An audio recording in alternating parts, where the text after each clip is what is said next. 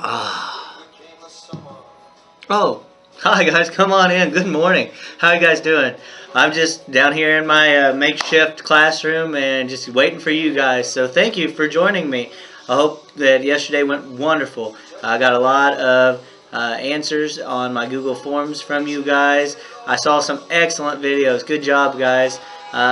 Today is another day of e-learning. It is May 6, 2020. It is Workout Wednesday. So, we got some work to do. Let's get all our workout done and get to having some fun. So, with that being said, let's get started today on our Workout Wednesday.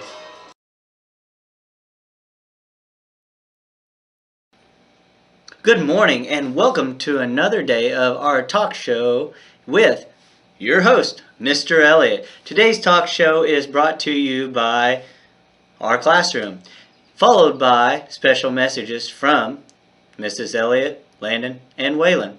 They will not be able to be on the commercial today. However, thank you for joining. Today's talk show is called Happy Hunting, because that's right. Our special guest is Hunter Henry, and Hunter Henry comes to us with a lot of expert knowledge on how to hunt. Hunter Henry, thank you for joining us.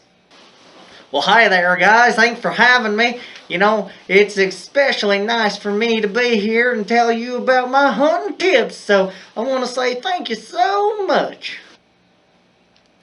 All right, Hunter Henry, I must ask, what are some hunting tips that you could give us?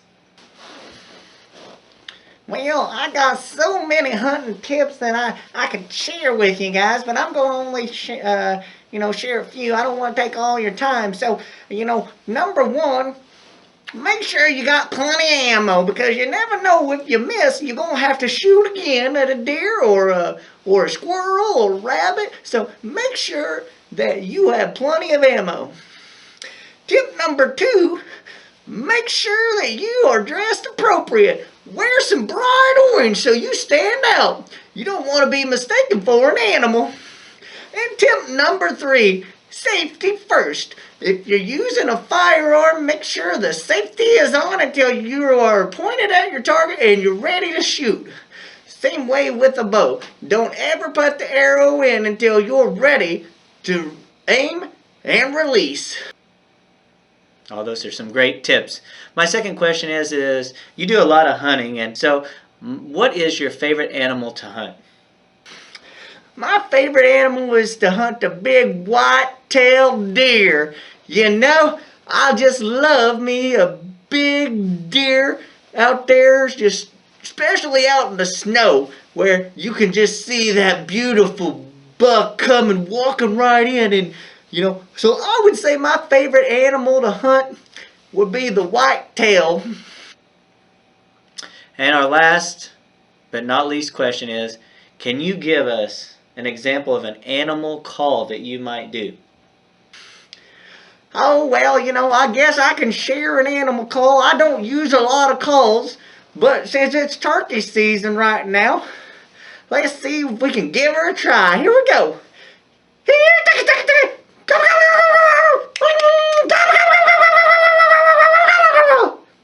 No, I'm just kidding. I don't use my voice to call in a turkey. That's why they got turkey calls. Thanks for having me, guys, and happy hunting. There we go. Thank you, Hunter Henry. I hope you have a wonderful day. Ladies and gentlemen, thanks for joining us. Until next time, happy hunting. See you guys later. Homework today in reading, you're going to research Philo Farnsworth. Just check on him in the television. Read 20 minutes. In writing, journal entry, Google Docs poem focused on visualization using comparing details. Math, iReady Math for 15 minutes. Finish up with activities and challenge. You got a brain break that I'm going to incorporate today. And then just do some exercises.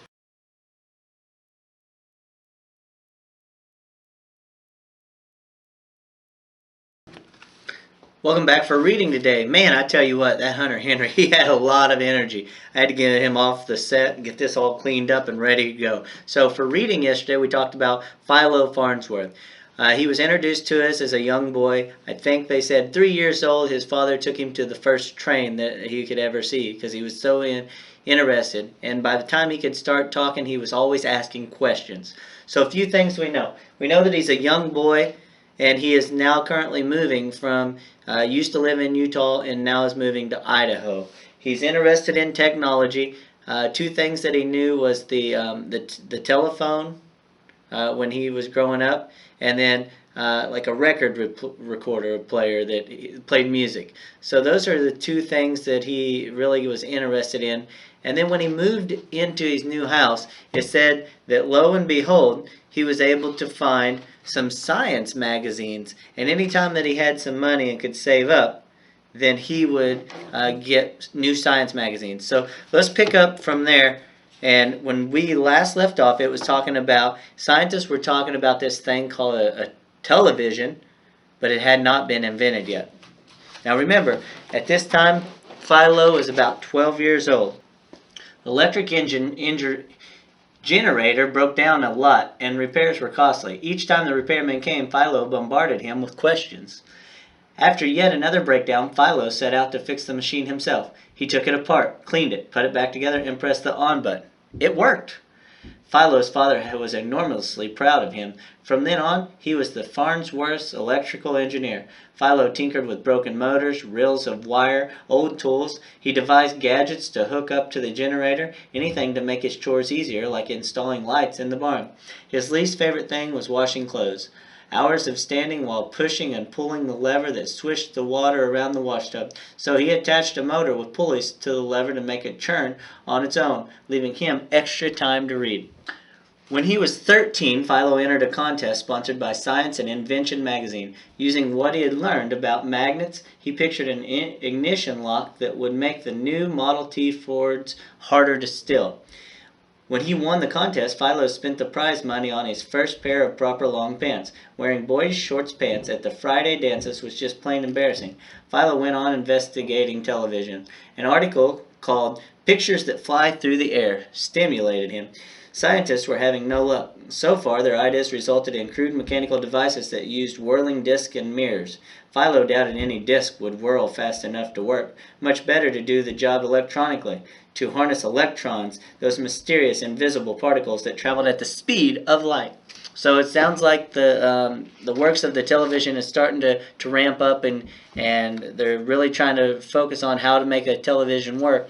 But it sounds like Philo has a better idea than what some of the scientists did at the time.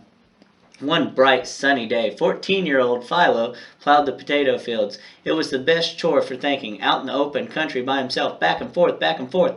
The plow created rows of overturned earth. He looked behind him at the lines he was carving, perfectly parallel.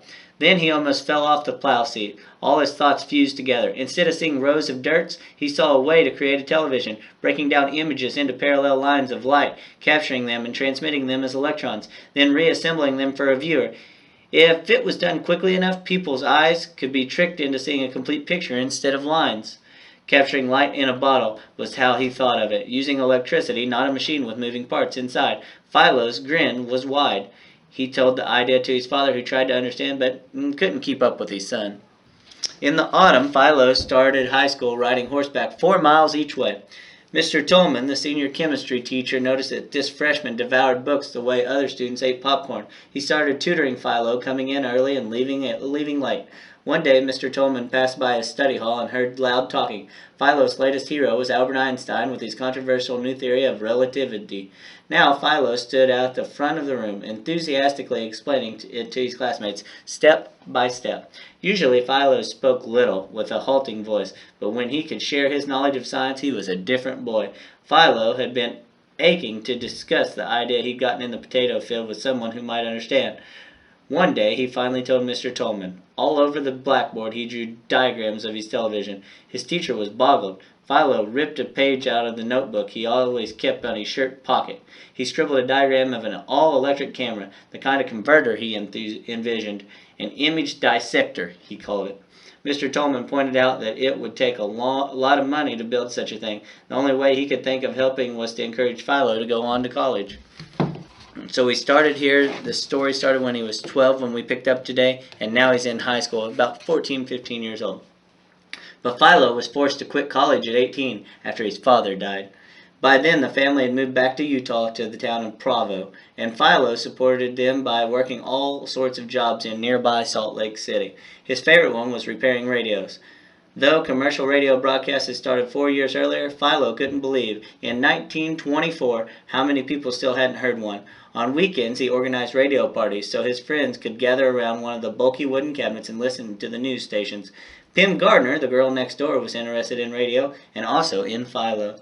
Wasn't it funny, Philo remarked to Pim, how they liked to watch the radio even though there was nothing to see? Radio was such a fine way to bring folks together, and television, he sensed, would be even better. Thanks to his obsession with television, Philo had already lost one girlfriend who called him too much of a dreamer, but Pim cheered him on. Now what he needed was money. He grew a mustache to look older, bought a new blue suit, and started to call himself Phil. He met two California businessmen, and over dinner one night he took them through a step-by-step explanation of his image dissector, a camera tube that would dissect an image into a stream of electrons, converting them into pulses of electric current. A receiver would capture the current, then convert it back into points of light, the original image. As he talked, he got more and more passionate. After scanning images line by line, just like in rows in a potato field, this image would beam them into homes. That was the best thing about television, he said. It would let families and whole communities share the same stories. By making people less ignorant of one another, he went on, it would teach and inspire, maybe even lead to world peace. The two businessmen exchanged looks, then agreed to put up $6,000 so Philo could build the first model. They gave him a year to make it. Philo hit upon a way to work 24 hours a day. He set himself problems to solve while sleeping. He filed for several government patents that would protect his ideas for the next 17 years. It was important to him to keep control, to get credit. On their wedding night, he turned to Pim. I have to tell you, there is another woman in my life, and her name is television. Pim helped out. Their first lab was their dining room table in Hollywood. Pim learned to use a precision welder to make tube elements. Everything he had to be built from scratch. When they needed a break, they went to one of the new talking movies. Finally, they got the lights, wires, and tubes to work in unison. But at the first demonstration, Philo forgot one item. He failed to take the power surge into account. The entire image dissector exploded.